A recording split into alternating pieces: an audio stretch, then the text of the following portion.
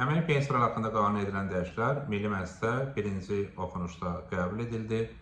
Milli Məclisdə qəbul olunduqdan sonra məclis həmin qanun edilən dəyişiklikləri qüvvəyə minəcək. Belə ki, dəyişikliklər əsasən güzəştli şərtlərlə pensiya hüququ qazanan vətəndaşlarımızın güzəşt müddətində pensiyaları dövlət büdcəsi hesabına ödəniləcək.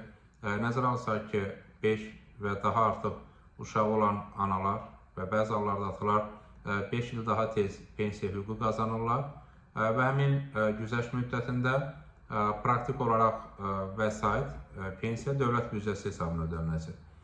Məsələn, çox uşaqlı ailədə ana 64-59 yaşında pensiya çıxır və həmin 5 il, yəni 64 yaşına qədər olan dövrdə pensiya məbləği dövlət büdcəsi hesabına ödənilir.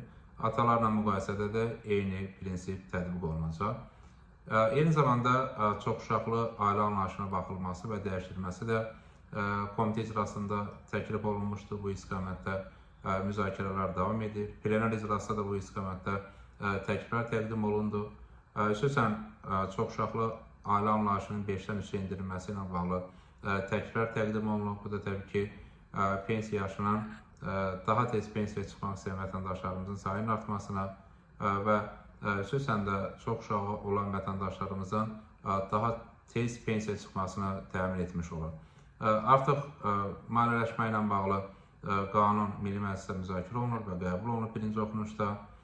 Digər istiqamətdə təkliflərin də qiymətləndirilməsi həyata keçirilir və təbii ki, təkliflərin qiymətləndirilməsi maliyyə yükü hesablandıqdan sonra imkanlar daxilində bu istiqamətdə müzakirələr davam etdiriləcək. Amma bütün onlarda mövcud çağırışlar nəzərə alaraq çox uşaqlı ailə anlayışının da dəyişilməsi və 3 və daha artıq uşağı olan ailələrə çox uşaqlı ailə sahəsinin verilməsi və həmin ailələrdə valideynlərin daha tez pensiya çıxmaq hüququnun yaranması məqsəd uyğundur və bu istiqamətdə təbii ki, təkliflərin təqdim edilməsi və müzakirələrin davam etdirilməsi davam etdirilir, müzakirələr gedir və düşünürük ki, qiymətləndirmələr nəticəsində bu istiqamətdə artıq təkliflərin real tətbiqə çevrilməsi mümkün ola bilər.